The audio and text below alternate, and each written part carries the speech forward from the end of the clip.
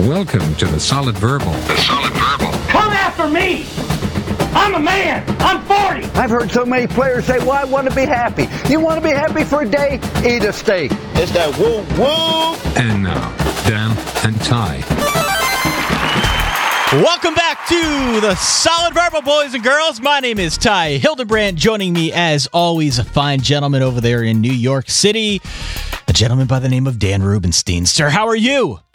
I'm great, Ty, and you know this. You have so many relationships in this life. Only one or two are going to last. You go through all the pain and strife, then you turn your back, and they're gone so fast, Ty. They're gone so fast. So hold on. The ones who really care, in the end, they'll be the only ones there, Ty. You should know that. I have no idea. Is that true? I swear to God, I don't know what the lyrics are. So the next line is... Bop. Oh, no! I looked at the lyrics and I had no idea. When you do the dramatic reading of it like that without any context... It throws you. Yeah. Damn, Hanson, huh? A little bit of Hanson. I was only doing late 90s to current, and I just thought, and there's a reason, that I was going to go back a little bit farther. So you've been doing this thing where you go back like 15, 20 years, and I'm just not prepared for that. My mind has like a 10-year window in which it can remember things, but okay. Sure. There's actually a pre-chorus, because that's where, can you tell me, that whole part, and then it's the bop. Hey, so on the topic of music, I have some breaking news! Oh, please. I received an email from a concerned citizen. Boop, boop, boop, boop, boop, boop. Thank you. Yeah. You received an email from a concerned citizen. A concerned citizen that you have besmirched the good name of an iconic 19th century classical composer, I should say. Dvorak? That's how I pronounce it. I'm sure I'm wrong. Antonin Dvorak is rolling over in his grave because it's Antonin Dvorak. Dvorak. I gotta say, Ty, we were not inundated with corrections. No, we weren't. But one guy who told me he's a literal doctor of music said that he physically winced in pain upon hearing your Dvorak, and that this was my opportunity to make up for all the ribbing you've given me about Globe, tomatoes, and brioche, and all that crap. I would argue that the word globe and the word brioche are used more often in everyday vernacular. Well, that's your opinion, Dan. Dvorak sounds like the name of a Mortal Kombat character added in like Mortal Kombat 3.5 Super Turbo Edition. So it sounds right. Well, thank you to everyone out there for writing in, for listening in, for calling in, for texting in. Week 10 is going to be busy. Dan and I both have a ton of energy. He is jazzed up and ready to go. I've been drinking coffee for the last 45 minutes, so I'll be good to go as well. Probably about midway through the show, I'll crash, but suffice to say, we've got a lot to discuss. Don't forget, you can find us out on Apple, on Google, on Spotify. You can also find us on Facebook, Twitter, Instagram, and of course, give us a call over the span of the weekend at 408-VERBAL-1. That is 408-837-2251. I already played the breaking news sound, which means I think we can get right into the fact that Jim McElwain was fired shortly after, literally 20 minutes after we hit the stop button on our Sunday recording, Dan. That means that Florida's interim coach for the remainder of the season will be Randy Shannon, a guy who's been a head coach before at the college football level. But this had sort of been brewing. Oh, yeah. I don't know if either one of us expected that Jim McElwain would be out before a guy like a Butch Jones, who appears to be a dead man walking. But this is a big deal. This is going to have ramifications, I think.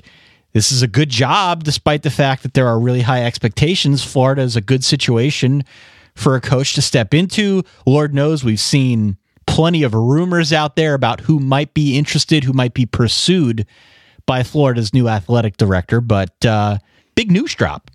It is an enormous job. It is a difficult job, and I don't think top 10 job and difficult job are mutually exclusive. that can be definitely both because of the pressures that come with playing in the SEC and being a recent national champion and the money that will come with that and difficulty because of the pressure. And I think facilities are still needing an upgrading.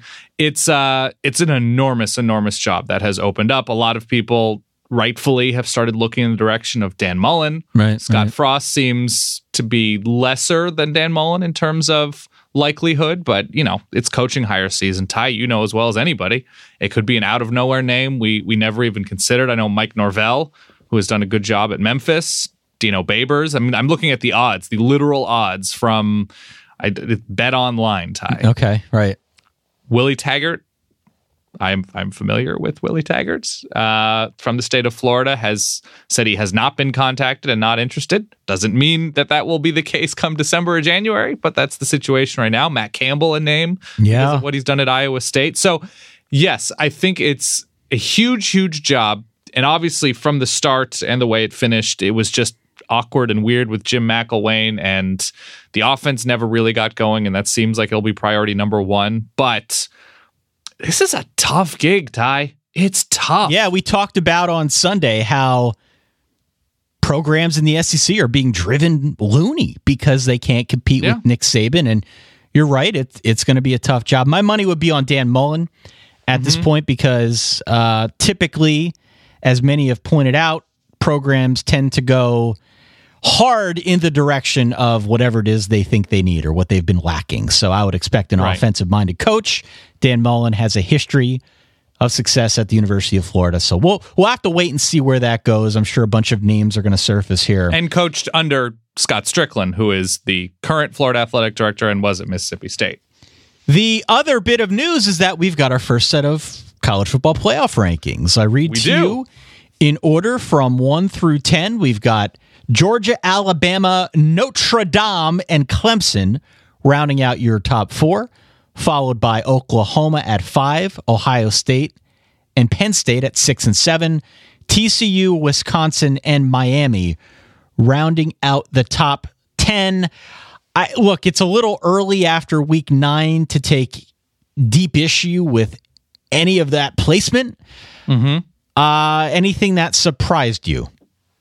So most of the teams, at least in the top 10, do something on a top playoff caliber level. Fair to say? Yes, absolutely. Most of these teams, TCU struggling at Iowa State, but Iowa State is what? They're 15th in the initial ranking. So that speaks to the steps and the leaps and bounds that Iowa State has taken. But TCU, when they get rolling on offense, defensive, they're sort of very, very complete, much more so than in recent years. Clemson, even though quarterback and throwing downfield may not be what it was under Deshaun Watson, defensively they're there. You don't have to say much about Alabama. Notre Dame has taken huge steps forward on both sides of the ball.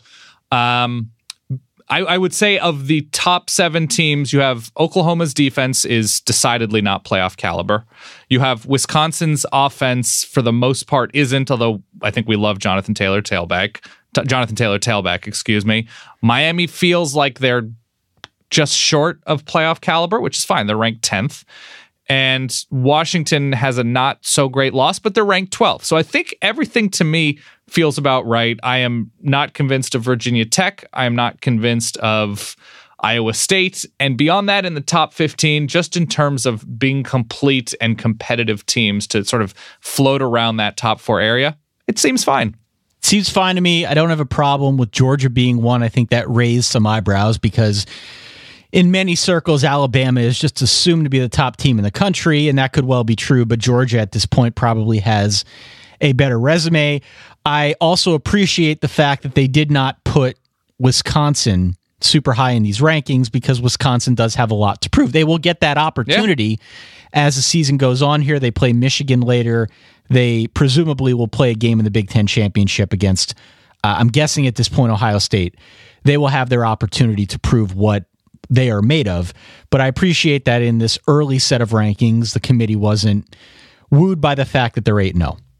Is there anybody far away from, say, the top 8 that you say they are improving every week and they can surprise somebody or they can make dramatic moves based on their schedule? Oklahoma State's an interesting interesting team. They're at 11th right now, and they've got some big games coming up. We'll talk about the Bedlam game here momentarily as we get into all the Week 10 action, but they're a team, that I think if things break correctly, they probably need a lot of help, but not the worst loss on their schedule right now, and certainly room to grow if things in front of them break accordingly. Yeah, I look at Auburn at 14 because of what they do on defense, because what their ceiling looks like on offense. We know that they just completely went into a shell against LSU, but Auburn with 2 losses with Georgia and Alabama left, and they're going to need some sort of help as well. Sure, right. But if they end up winning the West and win the SEC with 2 losses, it feels like they'll be vaulted into the top 4. Yeah, okay.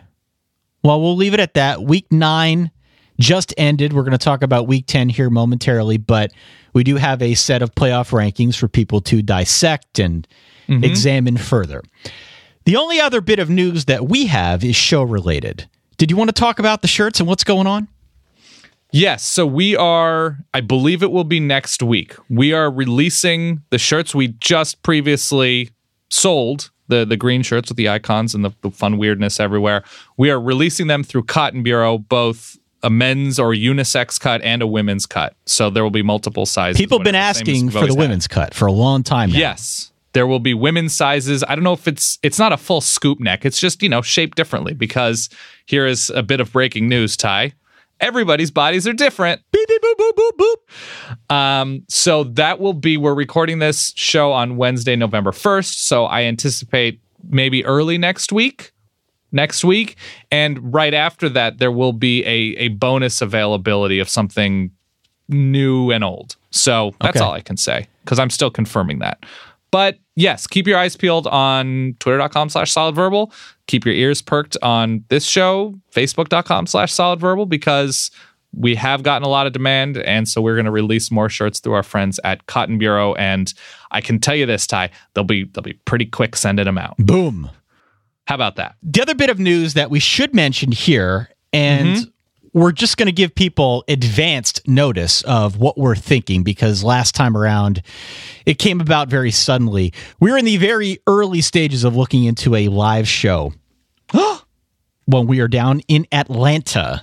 Yes! For the College Football National Championship. We've got a huge base of support down there in hot Atlanta, not to mention the fact that the National Championship will be in town. So we're, again, in the very early stages of scouting out some locations, trying to put together a show agenda. By the way, suggestions for locations. If you've been to live podcasts in Atlanta, we're trying to make this as convenient and fun and food and drink filled as possible. So let us know. solidverbal@gmail.com. If you or any of your friends own a speakeasy that can accommodate like several hundred people, that would be nice. Let us know. Yeah. solidverbal@gmail.com. Also looking into getting Outcast to sing the national anthem, which would be a nice perk, but ticket prices might go up a bit. So a lot still kind of in motion, but that is our very early thinking here. The weekend before the national championship would be our target date. So stay tuned if you're interested. Snacks, drinks, media friends, Solid Verbal friends, SB Nation friends. Yeah. I would say it's all happening. It would be an extravaganza. I think this is a gala event. A way to phrase it. All right. On that note. Dan, time, help. I need picks of the week. So look, week 10. Week 10. We burnt all this time in the beginning of the show talking about playoffs and about shirts and live shows and Jim McElwain. And God, I'm going to miss that picture of him with the really sunburnt face. We'll always have that with Jim. But anyway, we wasted so much time talking about all that jazz. We got to talk about some football this week, Dan. We got a huge Saturday, Ty. I'm worried that this Saturday has the same potential as a couple weeks ago when I told people to go out and see Cats again and just go enjoy your day. Don't be back till later. Remember that? I do remember. I happen to have a recollection of And then there were a bunch of upsets. It's that kind of week. We're going to talk in detail in the coming minutes about the 7 games in Week 10 that are featuring 2 ranked opponents. But there are at least 6 others that could be close or fun. That's not even to mention the other ones that aren't even going to be on our radar. We might mention them briefly, but we just don't have enough time. Right. I would say if you're looking for a good window of opportunity, go out, enjoy your day, be home by 5 p.m. Eastern at the latest, because if you're home by then, you can catch at least the second half of Clemson and NC State. You can catch most of the Bedlam game between Oklahoma and Oklahoma State, and then that would put you in front of a TV with more than enough notice for Alabama LSU, which is still a big game, even though Bama's a heavy favorite. You can catch Miami as a home dog against Virginia Tech. If you're interested in staying up, USC and Arizona, which could be a fun game later on in the day. Be home by 5 p.m. That's my window of opportunity. Yeah, the week has already started, by the way. Yes, of Bowling course. Green beat Kent State, and Ohio beat Miami of Ohio. Ohio's pretty good. Frank Solish, 4-1 in the MAC. I think there's either games tonight as we're recording this. Oh, God, I don't even know. I'm losing track of the games. I'm losing track of my life. I'm just, yeah. There's a lot. And not only that, Ty, so many good games. And remember Chris Fowler used to do Separations Saturday. You know, he'd come up with the name for the weekend or for the slate of games. Yeah, sure. I was trying to think of one for this weekend. Okay. Did you watch the television program The Simpsons? Of course. Do you remember the episode where Bart and Milhouse found a $5 bill outside of the Quickie Mart? Do you remember that? I do, yeah. I'm not quite the Simpsons aficionado that you are, but I do remember specifically that episode. So they find a $5 bill outside the Quickie Mart, and they decide to spend it. Well, they go in, like, okay, they're going to buy a squishy. No, Ty. They want an all syrup super squishy. So this is all syrup super squishy Saturday, Ty. There's a lot of forced alliteration in there, but I like it. A lot of endorphins, and it's just pure, uncut football. I'm ready. High noon on Fox. Penn State. I've got them as an 8-point road favorite at Michigan State, Dan. Penn State coming off the 1-point loss. Michigan State coming off the triple overtime defeat against Northwestern. Two teams looking to rebound in a big way. There is no way I can give you my opinion on this game without coming across as unduly dismissive towards Michigan State. That's fine. And so to all the Michigan State brethren out there that listen, that support, I'm sorry I'm not sorry for what I'm about to say. Please. I just need to reiterate what I've been saying for a couple weeks now. Michigan State is the best bad team in the country. Okay. That's how I feel. They lost in triple overtime last week to a Northwestern team that's been mediocre at best. Fair? Yeah. Mediocre at best. Now they got Penn State coming to town. And the best chance for them that I could find in poring over the regular numbers, the advanced numbers, the best chance they have is that Penn State is still reeling from their loss last week in Columbus, and maybe they're out of sync. Maybe they're off to a bit of a slow start. There's a letdown effect, something of that ilk. That's the best I can do here for Michigan State. You know what I'm disappointed you haven't mentioned? The weather. Because you are a weather dork. I am a weather nerd, yeah. This is when I start looking into Weather Underground. Weather Underground's wonderful. Not a sponsor, by the way. Not a sponsor. Absolutely not a sponsor. There's a good chance it's going to be sort of rainy, cold weather on Saturday in East Lansing. So Penn State has a good offense. I don't think they have a very good offense. I think they have good players. Yes, I think they have a good offense. Okay. I think they have a top 25 offense. I don't think it's, on the top tier of college football offenses just because they go into ruts. They're not particularly efficient for long stretches of the game. We saw at the end of the game against Ohio State, granted against an excellent defensive line, that they did face a number of struggles just moving the ball. I don't love the offensive line. Well, that's the thing. I think they've got a top 10 group of skill position players. Sure. And a top 50 offensive line. And maybe even like a top 5 offensive coordinator as well. Totally. The line is what lets them down. It's what let them down a week ago against Ohio State. Yeah. So I'm worried about that against a Michigan State defense, which is really the engine, especially I think against the pass. Michigan State has been very, very good. Granted, they haven't really played quarterbacks beyond Brandon Wimbush, and even he is not yet what he will be. Penn State's defense is very good. They are especially good at preventing big plays. Luckily, Michigan State is not generating big plays. Not at all. The offense isn't all that good. Michigan State feels to me sort of like NC State, where they do a number of things pretty well, and they have an accurate quarterback, but there's nothing super explosive about them. I like Michigan State to keep it. If it is kind of a mucky game, I'm going to go with Michigan State coming back to East Lansing, perhaps weird weather, Penn State in a letdown spot. A second straight road game is not my favorite thing. Look at you. 23-20 Penn State. Whoa! I am not buying that at all. At all. How has Penn State been on the road this year? I know. I'm not buying that. Yeah, I will personally text people from the reverb line. If you're a Michigan State fan, if you're not a Michigan State fan, if you just want to say hi, but I will personally text you with a mea culpa if I'm wrong about this, because I just don't see What happened to my Arizona State USC apology? You're not getting an apology. Okay. I owe you nothing, dog. Michigan State, they play defense, but that's about it. I don't know. They're inefficient on offense. You mentioned they don't generate big plays. They stink at finishing drives. I'm saying Penn State wins 38-20. I think the actual bad matchup is Michigan State's defense prevents big plays, and Penn State needs big plays. Yeah, you're wrong. 38-20, Penn State. Wow. All right. We disagree. Let's move to 3:30 also on the Fox family of networks. Washington State at home, a slight 2-point favorite. 2.5, 3, depends where you look, against the Stanford Cardinal, Dan. Washington State, you might remember, broke an 8-game losing streak against Stanford when they won by 26 last season. Of note, Bryce Love was out last week, and Stanford nearly lost to Oregon State. They looked like crap. They won 15-14. He is likely a game-time decision. That's according to David Shaw. That kind of makes this game, at least on Wednesday when we're recording, very difficult to prognosticate. Because if he's not playing, Dan, I'm all in on Wazoo. If he is playing, then it's obviously a bit of a different situation. There's different calculus at play here.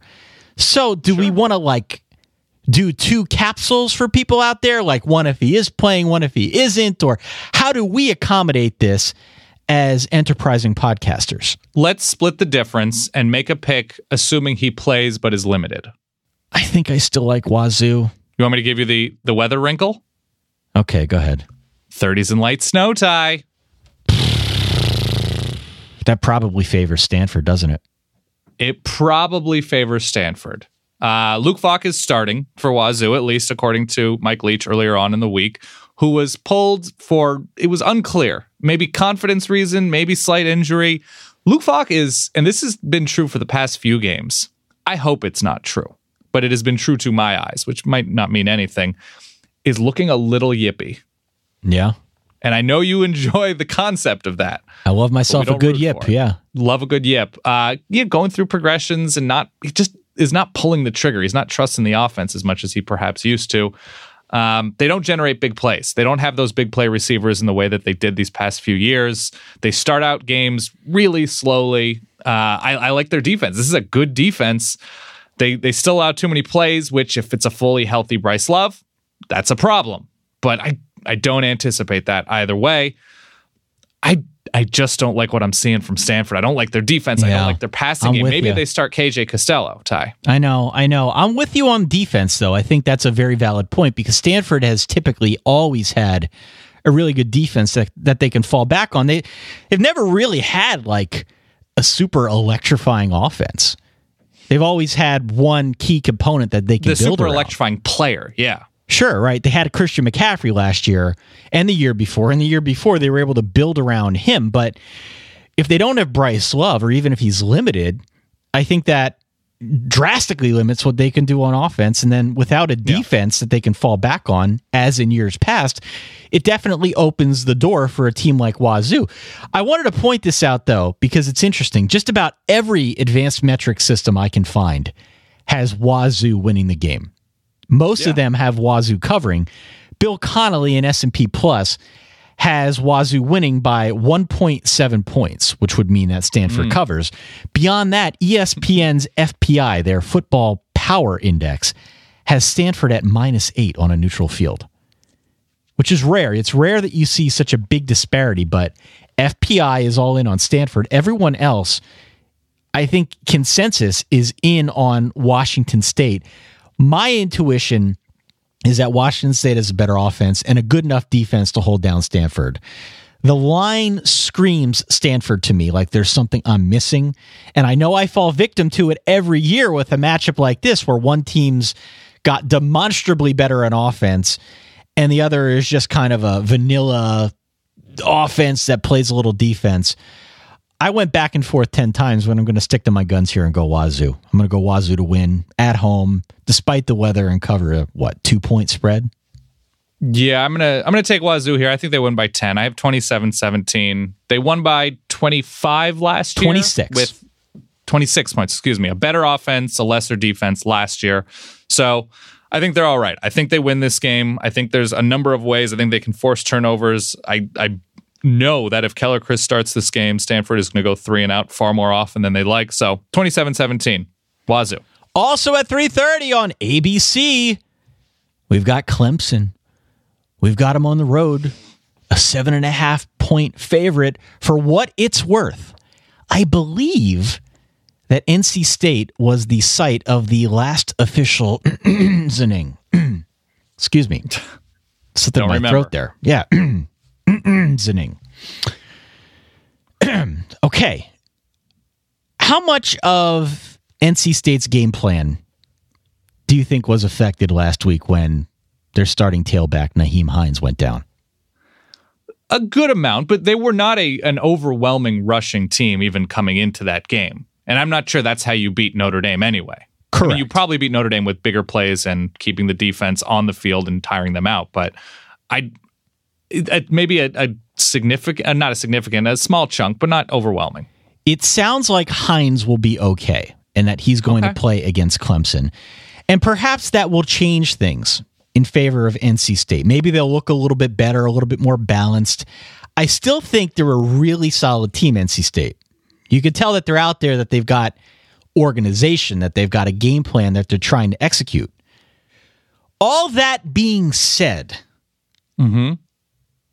that defense, that defense got worn down against Notre Dame. Yeah. And offensively, Clemson can do a lot of the same stuff. They can probably do a lot of it better than Notre Dame, certainly through the air with Kelly Bryant. He's been very effective. This would normally be a spot where I think I'd invent a way for Clemson to lose because I'm rooting for chaos, and it would make playoff rankings a little bit more interesting. I am going to refrain from doing that. I'm going to show some self-restraint from doing that this year because I think Clemson's defense is going to hold down NC State. I think they might be even better at doing it than Notre Dame. 7.5 points. Lock of the week. I am all in on Clemson. Nice. Give me the Tigers by a 31-14 final here. I have 30-13 Clemson written in my notes. Really? Yes, we are simpatico. Yeah. So we agree. Clemson is sort of in the process of rebuilding momentum now with a healthier Kelly Bryant. I still don't fully know if his ankle is back to where it should be. And NC State, as you mentioned, resetting after, I would say, a comfortable Notre Dame loss. Yeah.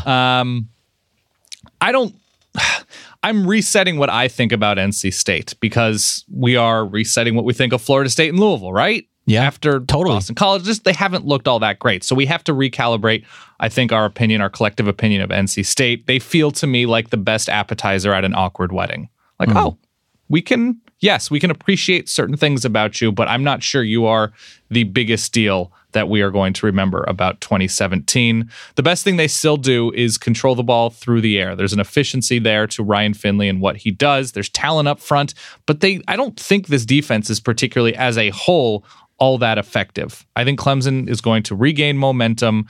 They were a little bit sluggish against Georgia Tech in really bad weather with the return of Kelly Bryant. I think they're going to be healthier, and I think the defensive line, much like what Notre Dame did, I think they're going to swarm Ryan Finley. Again, 17-point Clemson win. There are going to be a lot of NC State fans out there now that the playoff rankings have been revealed. If you're a Penn State fan, you're going to be rooting like hell for NC State. If you're an Oklahoma fan, really, if you're any fan outside of those top 4 teams, and your team has a legit chance of making the playoffs down the stretch here, you're going to be rooting for NC State because this is one of the few games on the Clemson schedule where there is some potential for things to get a little bit wild. But yeah, have fun with that. Dan and I in unison going 17 points in favor of Clemson. Do you also want to lock that up? No, I'm not going to double lock. I'm not going to double barrel. Fair enough, Dan. If the shoe doesn't fit, that's fine. That's fine. You know what does fit? What's that, Ty? A perfectly tailored suit at an incredible price from Indochino. Hell yes, it does. Indochino, you can choose from hundreds of top quality fabrics and personalize your suit just the way you want it, whether it's for work or a wedding or another special occasion. Indochino, Indochino, has suited up hundreds of thousands of guys, and they are now the largest made-to-measure menswear brand in the world. We've had people email us about Indochino. They're using it for their own weddings, to go to weddings of friends and loved ones. They love how they look in a custom-fitted suit, not something that's generic and off the rack. Here is the way this works. You can go to Indochino.com, or you can visit one of their showrooms. You pick your fabric. You choose your customizations from lapels to pleats to jacket linings and more. Then you submit your measurements, and you wait. Just a few weeks, you're going to get the best suit you've ever worn, better fitting than anything off the rack could ever be.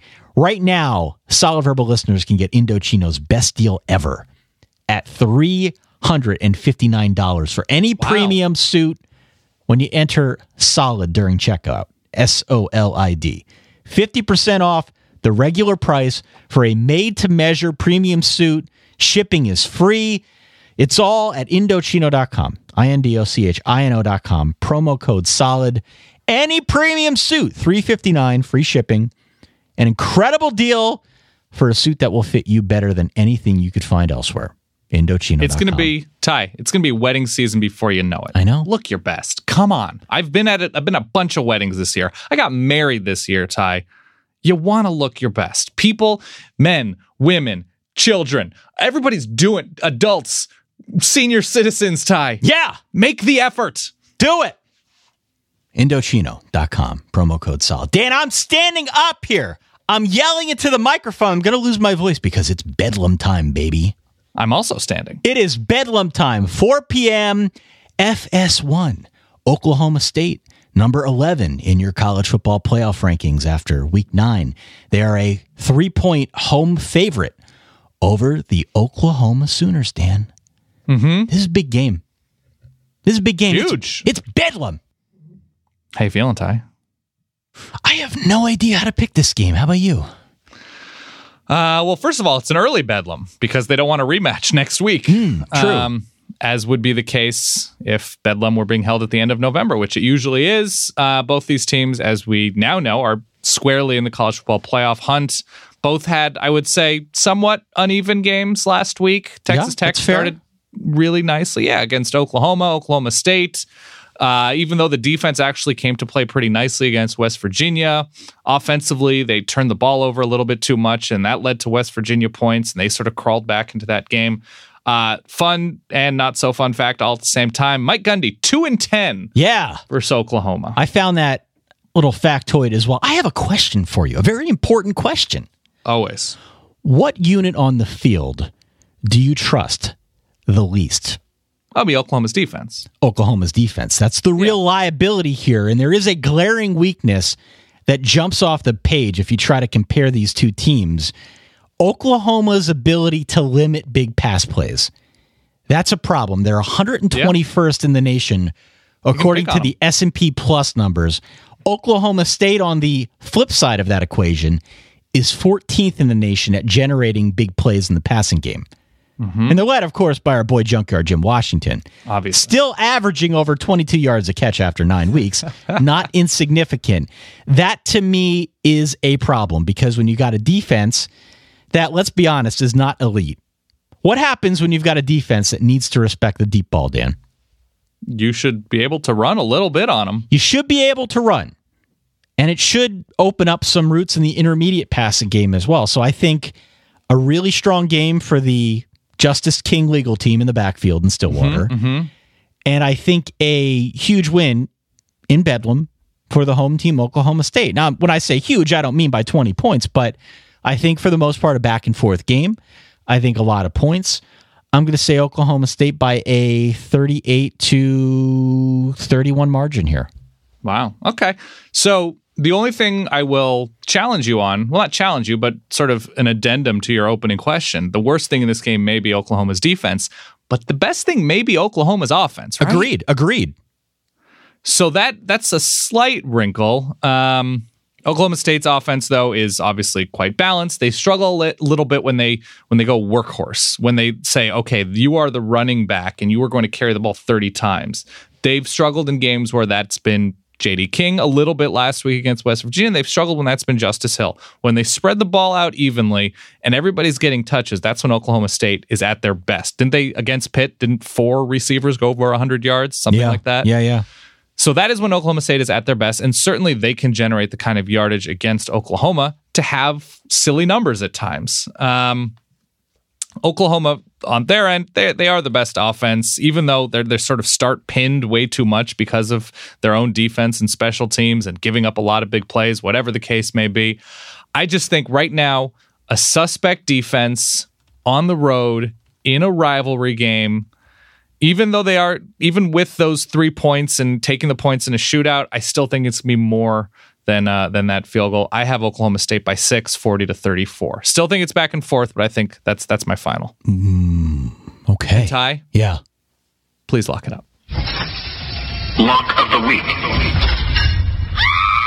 Dan, I admire the cojones it takes to lock up the Bedlam game because typically what we're supposed to do in a rivalry game such as this, right?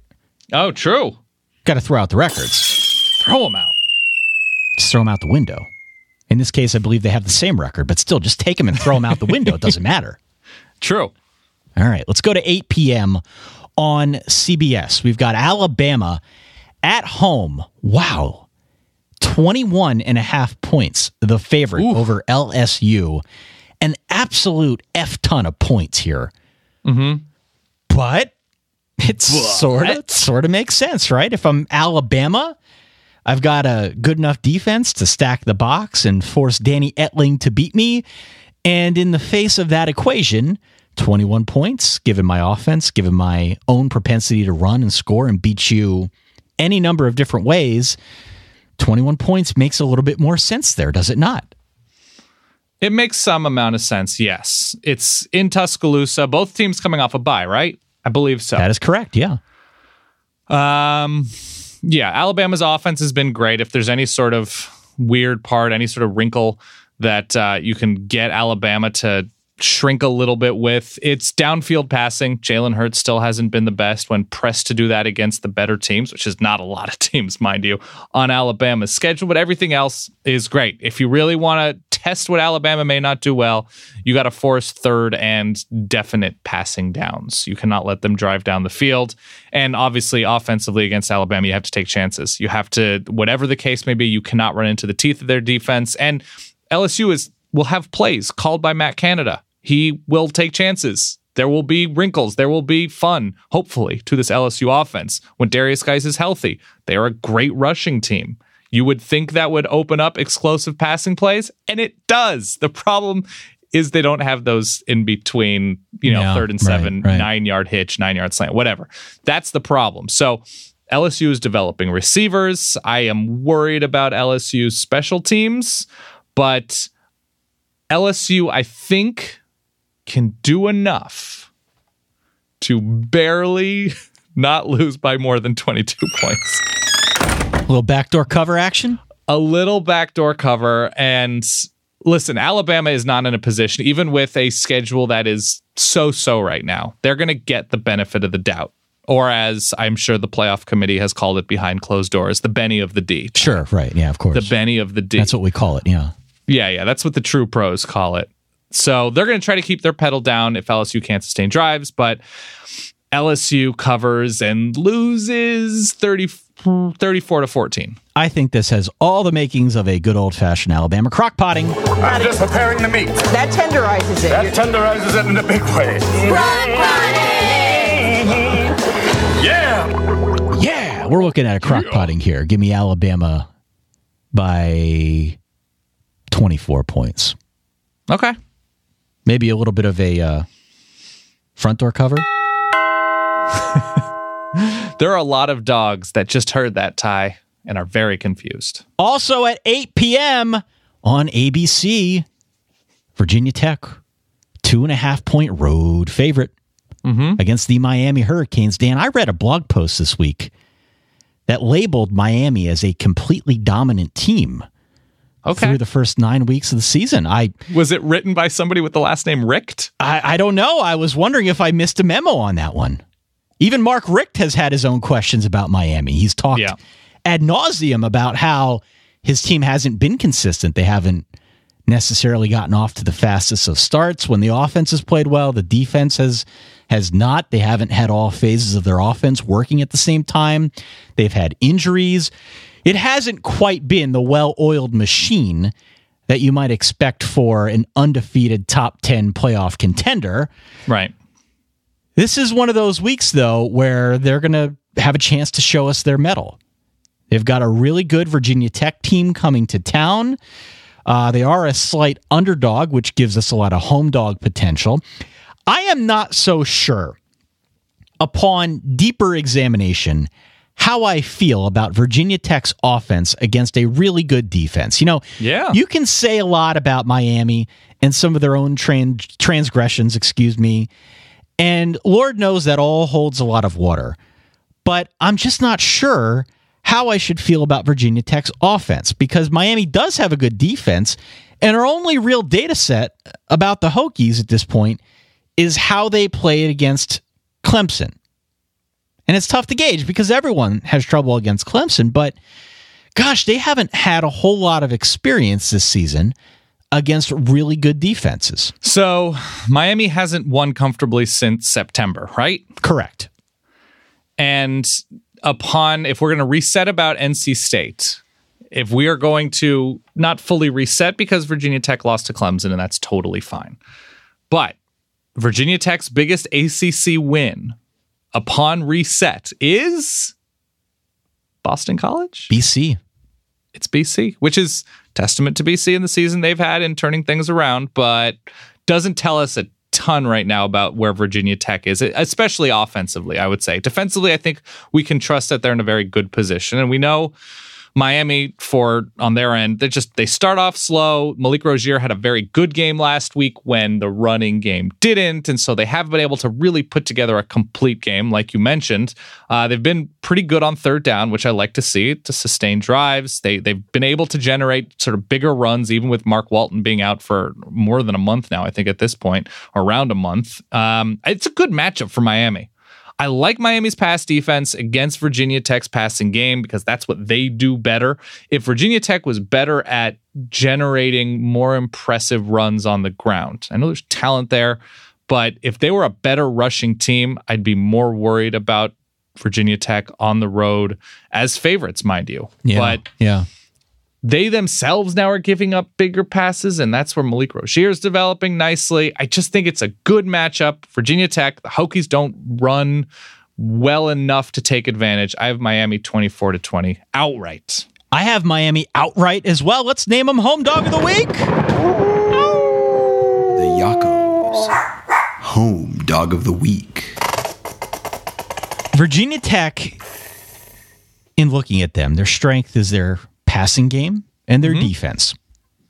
And Miami also has a very good pass defense and an offense that can actually generate big plays, which is a weakness for Virginia Tech. So, as I said earlier, when we were looking at Bedlam, it's a good matchup in that one team can generate big plays and the other has some trouble in stopping them. Yeah. sometimes it's not more complicated than that. I've got Miami outright 28-24. Nice matchup for them. Yeah, these are the offenses that Virginia Tech has played since opening up against what I think we consider to be a pretty good West Virginia offense right now. And that would be Delaware, East Carolina, Old Dominion, Clemson, which is good, I would say, BC, North Carolina, and Duke. There's not a lot of meat there. Not a lot of meat. Really, by the way, that sound that you hear is a million Virginia Tech fans clapping in unison that we picked Miami to win outright. Yeah, sure. Happy to do it. And finally here, before we get to a bunch of other notable games, at 10:45, Pac-12 After Dark on ESPN, we've got a very grateful USC team, -8 at home against the Arizona Wildcats, the streaking Arizona Wildcats led by Khalil Tate. The Arizona Wildcats also play zero defense. So if they win this game, we really need to get the tater tots out there for Khalil Tate and his Heisman campaign. Yeah, let's get this idea to Arizona. Come on. This is not a wonderful year for dual threat quarterbacks in Heisman conversations. Khalil Tate's doing an amazing job. How can you vote against the tater tots? Kids with tater tot shirts. Adorable. Adorable. I'm telling you, this could be a real thing. This could work. We've had worse ideas. If they win this game, yeah, his name is going to be in like the top 6. It has to be. Because he will have single-handedly propelled Arizona to what, 7-2? Yeah. A top 10 offense in the country. USC might not be playoff worthy, but a win on the road at USC is still a quality win. Oh, yeah. It's still quality. USC did a nice job last week against ASU, resetting their own season. We talk about in previous weeks, Sudoku games. And by that, we mean, okay, you filled in this number in your Sudoku puzzle, and now it's a clearer picture. Okay, there's a 4 here. Okay, North Carolina might just be very bad. That kind of thing. The Pac-12 is just all crossed out numbers everywhere. Yeah. There's no sense to the Pac-12 Sudoku. So with that big win over ASU, we, I think, reset that, okay, USC is at least pretty good. Arizona had an enormous win over Washington State, who, obviously had already beaten USC a few weeks prior. When they're not turning it over, USC's offense can be very good. And I believe they get Stephen Carr back. They're not really backup, but they're number 2 running back, which I think is a big deal for how this offense operates. And the defense is pretty good. I like some of their pass rushing options when they're not allowing big plays. And, Ty, they're playing against Mr. Big Play. Yeah, right. Khalil Tate. I don't love Arizona's defense, but this is a big play offense when Khalil Tate is rolling. And he throws the ball really nicely. He throws a pretty ball. He's averaging something like 12 or 13 yards per pass attempt in some of the bigger games he's played. I like this Arizona team, but I think it's kind of a bad matchup. Oh, it's a horrible matchup for them. I think it's unfortunate. I still think he's going to get yardage and will be fun. I think USC wins in a shootout tie. I don't think USC covers. I have 41-38. Really? See, I don't see Arizona stopping USC at all. And I trust USC's defense to get more stops than Arizona's. So I can certainly understand why you'd look at this game and see some shootout potential. But I think I have more trust in USC's defense. Even if it has been disappointing at times this year, I still trust them more than I do Arizona's. And I am going to go USC outright to win and cover, in part because that is truly what I believe, and also in part because if I'm wrong, as I've been frequently on this show, and Arizona does win outright, that would propel Khalil Tate back into the real Heisman discussion, not just on the periphery here as a fable of the solid verbal. Okay, so we disagree, sort of. All right, so we got to go quickly because there are a bunch of other notable games here that we need to discuss. Let's go back to noon on Saturday, ESPN televising Auburn, a 14-point road favorite at Texas A&M. I see potentially, a look-ahead spot here for Auburn with a big game next week against Georgia. I don't think A&M's good enough to win, but I think they're good enough to cover. I disagree. Auburn coming off of a bye. I think they're going to run all over A&M, who is going through quarterback issues and is going to leave the defense on the field too much. 34-17 Tigers. 3:30 on ESPN2. We've got West Virginia at home, 3-point favorite against the streaking Cyclones of Iowa State. Iowa State's got so much momentum right now. Why would I ever want to pick against them? Plus, they were my favorite team at the start of the season. I'm going to keep coming back to it. I'm going to keep patting myself on the back because I told a fine gentleman from the very fine country of Australia that if he's picking a team, if he doesn't have any other rooting allegiance, he should pick Iowa State. They'll be fun. Go Clones. Go Clones. So, what the hell?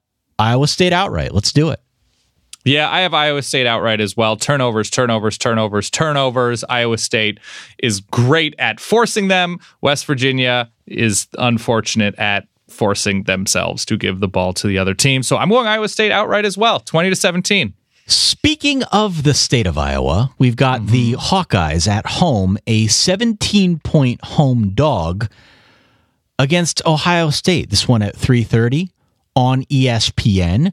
Will there be any kind of letdown effect, Daniel, for the Ohio State Buckeyes? Remember, they won by 1 at home, a dramatic victory over Penn State. I don't think they're going to lose to Iowa.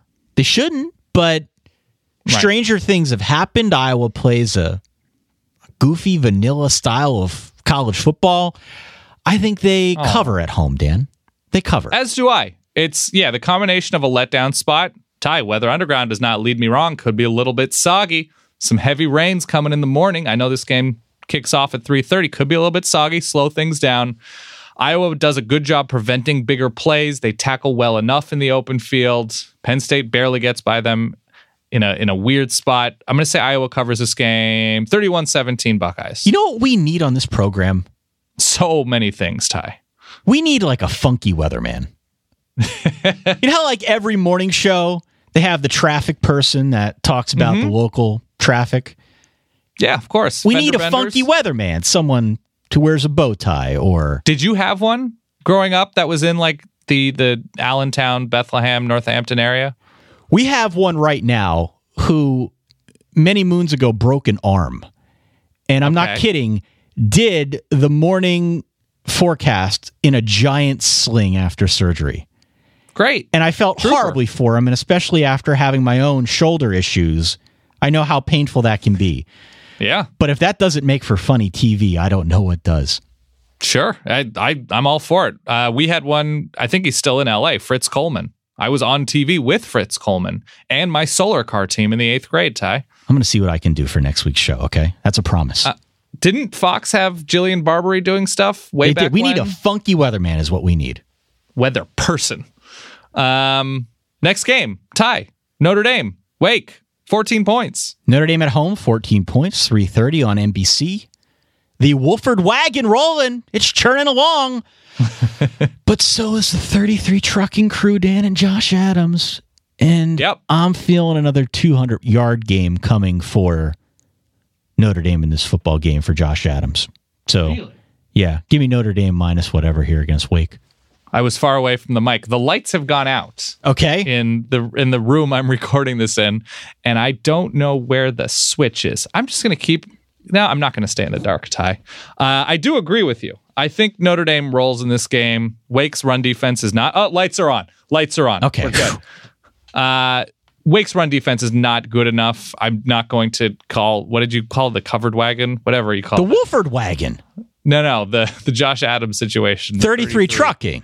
Oh, 33 trucking. You will use 33 trucking with respect on my show. At least in my presence, you will use it. If I were a team looking to beat Notre Dame, I would get them to as many 3rd and 8s as possible and force Brandon Wimbush to throw as many passes as possible to keep drives going and make him beat you. Easier said than done with Notre Dame's offensive line. They tend to get to 3rd and 2 a little bit more often, but that's what I would do. I don't think Wake is good enough to do so. I have Notre Dame winning this game 38-20. 38-20. Okay. Let's go to 7:15 on ESPN. We've got TCU at home, a 7-point favorite against Tejas. Tejas. See, I was just there. I said it a couple weeks ago. I'm going to say it again. I'm going to get crazy. This is the game that Texas gets. You're loco, Ty. This is the game that they get. Sam Ehlinger coming back from a concussion. Tom Herman fired Who's up. starting? He called out the students. He said they're apathetic. He needs something, Daniel, that he can hang on the wall. I think they get TCU. I'm going Texas outright here. 28-27. Give me the horns. Just all out on TCU at home, huh? I'm out, baby. I'm out. I like TCU, I think. TCU's at home. I don't know who's going to start at quarterback and play at quarterback for Texas. I have a weird sneaking suspicion it's going to be both quarterbacks, and I don't like that, Ty. I don't like it one bit. It's going to be Sam Ehlinger. He's back. He's back, but Shane Buechele played nicely last week. Yeah. I think they're going to play too, and I hate the prospect of that. So I'm going TCU. I think they win by 10. I think it's relatively low scoring. I'm going to say 28-18 TCU. You can hitch your wagon to Kenny Hill. Ken Hill, No, sir. Kenny. Kenny is back from the dead. Okay. Give me Texas 28-27. And finally, 10 p.m. on Fox Sports 1, Washington at home, 25 points, the favorite against your Oregon Ducks, Dan. That is a lot of points to give against a team like Oregon that can score, especially with maybe Justin Herbert coming back. What is the status of him and his injury? First of all, I think it's down pretty significantly, the spread. I think it's about 17.5 now. So that would indicate potentially that there are rumblings. I know, like, people have said he's taking first team snaps in practice, and I see those reports too. I don't know how meaningful those are because I don't think they're going to play Herbert if he's not fully healed. So maybe he is, and if so, that would make much more sense. I don't think Washington's scoring 70 on Oregon again this year. There's no Brady Hoke factor. But yes, the quarterback situation is still very much up in the air, and the best thing Washington does is play defense, though they are pretty beat up at corner. They're so good up front. I'm pretty worried. The best thing Oregon can do is get creative in the run game, like they did at times last week against Utah. Force turnovers, maybe pop something in special teams. But when you start talking like that, that's a bad sign. Yeah, right. If you full on can't pass, if Braxton Burmeister is starting this game, it's extremely difficult to beat a very good team in Washington on the road. So I think Washington wins this game comfortably. They don't score 70. If it's Braxton Burmeister or if it's Justin Herbert, I think Washington wins this game by right around 20 points. So I'm going to say Washington, let's say 37-17. So maybe Oregon, maybe a backdoor cover or something like that. I've got Washington winning by 21. Okay. So if the line is 17 now, I would take Washington to cover. Yeah, as do I. All right, that's all we have in the way of big headliner games featuring ranked teams. There are a bunch of other really good games to speak of this weekend. We simply don't have time to get through all of them. We get messages each and every week. Why didn't you talk about my team? We're trying to do the best we can with about 45 minutes to an hour, and we have failed miserably at that time limit. We're usually going about 75 minutes on all of these weekly preview shows, some of the recap shows, just because there are so many big games to talk about. Sure. One of our favorite news segments, though, features a gentleman who has quickly become our favorite announcer here on the Solid Verbal, a gentleman by the name of Adam Amin. You've gone shoe shopping with him, yes? This is true. Facts only. Where is Adam this week? So Adam will be calling, it's a ranked team, Memphis traveling to Tulsa, which Tulsa's taken a step back, but Memphis has been pretty fun, and Mike Norvell has made a name for himself this year. So that game is in Tulsa, Ty, and we're in week 10. Yeah. So listen, Ty, this segment and this season's going to be over before you know it. So I would say, like Tulsa native band Hanson would say, in an umbop, Adam's going to be gone, Ty. So I think we should listen to what Adam has to say about this game and where he's going to eat. Hey guys, this is Adam Amin from ESPN. Verbaler, play-by-play announcer, and based on most scientific evidence, a man. This week we ventured to the second largest city in Oklahoma, Tulsa, situated on the Arkansas River at the foothills of the Ozark Mountains, where legend has it, natives await for smoke signals to determine who will be the next head coach of the Razorbacks.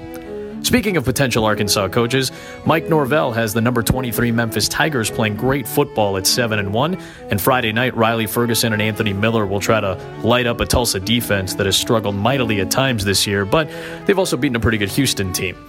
You know, for most of the 20th century, Tulsa was nicknamed the oil capital of the world, a major hub for the American oil industry during a time when we could eat as much meat and bread and coal and steel as we wanted to. But for now, we'll just enjoy a trip to the Brady District in Tulsa, where we've got one of the best wood fire spots to eat around in Amelia's. And if you're looking for a steakhouse that is essentially inside of a speakeasy, Bull in the Alley will be the spot to hit up. This has been your Adam Amin voicemail of the week. Stay solid. Was that an orchestra version of Mbop in the background? That's there? true. Ty, Wow. It is a very Mbappe show. It is a string quartet doing Mbappe. The Adam Amin voicemail of the week continues to pick up steam. Thank you to Mr. Amin.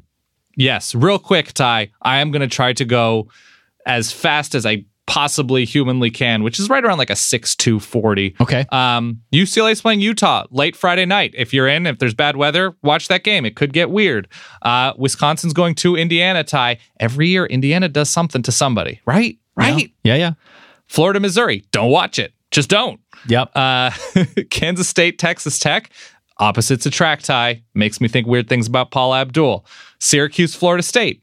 Go Orange. Go Dino Babers. Get another huge program-defining win, even if it's the 2017 Florida State. Georgia Tech, Virginia. You going to watch any of this? Nope. I bet it ends weirdly. Nope. I bet it does. Nope.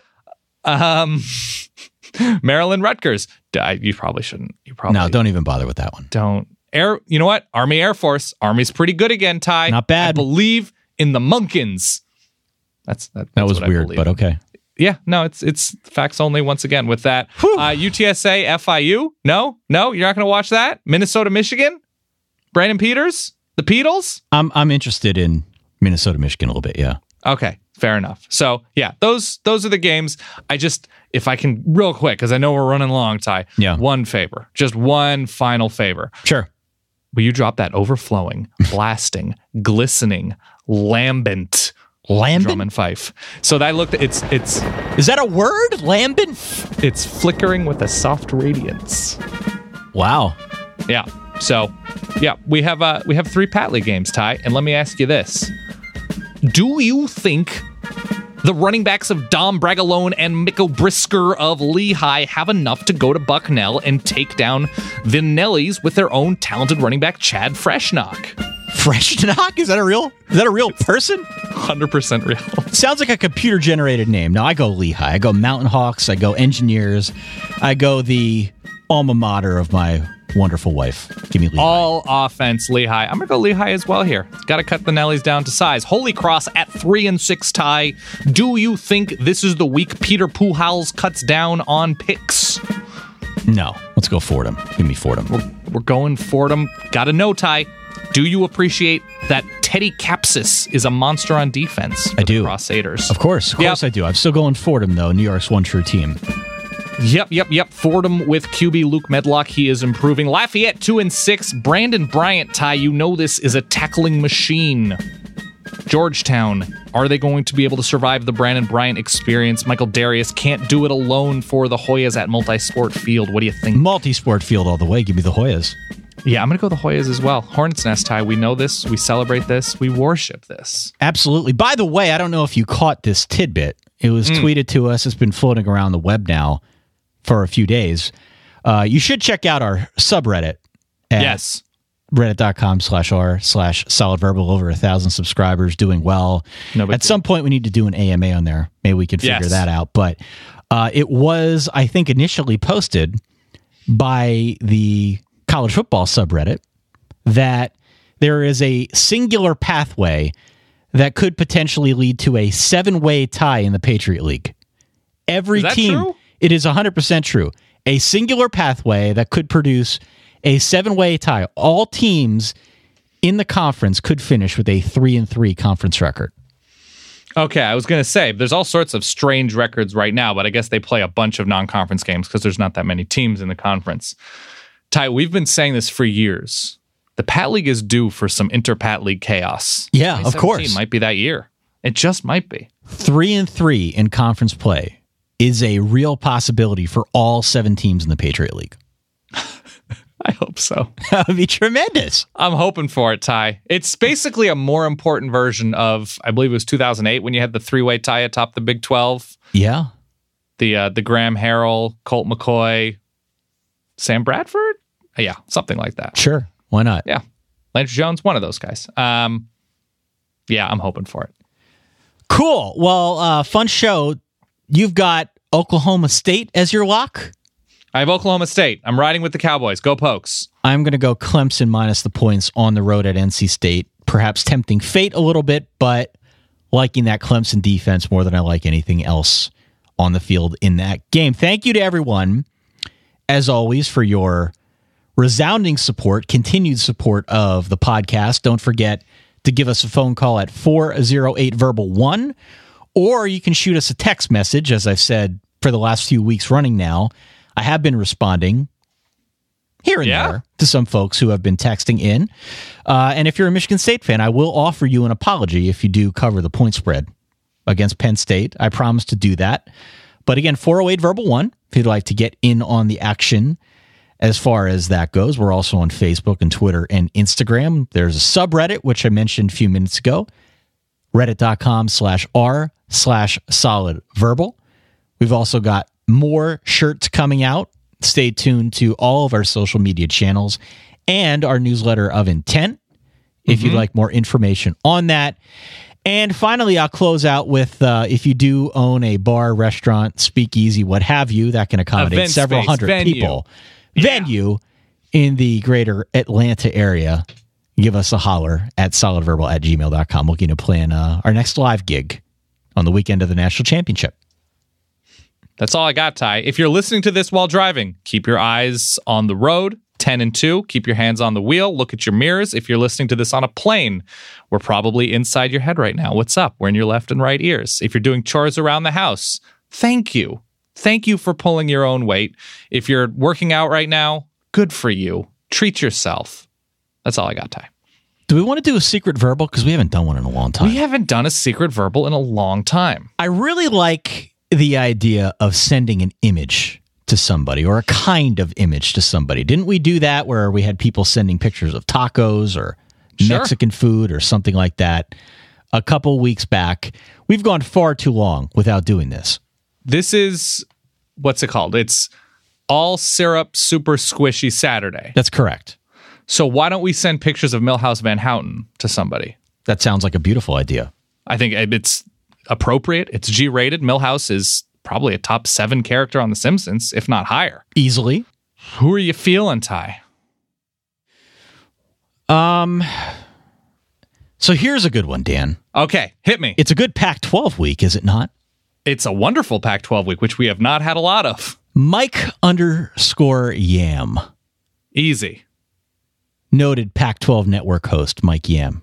Mike Yam. Good host, good sense of humor. Mike_Yam. We are sending him what? Pictures of Milhouse? Pictures of Milhouse. Go on Google Images. Do not reference the Solid Verbal. Do not hashtag it. Do not mention anything about why you are tweeting at him. Send him merely via Twitter a picture of Milhouse. Just tweet him any picture of Milhouse. There are thousands, if not hundreds of thousands of screen grabs out there. You know Milhouse from The Simpsons, Milhouse Van Houten. He's been through a lot. Send a picture of Milhouse to Mike Yam, just to show him that you appreciate all that he does. On that note, for that guy over there, Dan Rubenstein in New York City, for myself, Ty Hildebrand over here in Eastern Pennsylvania, thanks again for listening to the show. Look us up this weekend, 408-VERBAL-1. Give us a call. Keep those reverbs flowing. Send us tweets. Send us emails. Subscribe to the newsletter. You know the drill. We'll catch you all on Sunday and recap Week 10. In the meantime, enjoy your week. Enjoy your weekend. And stay solid. Peace.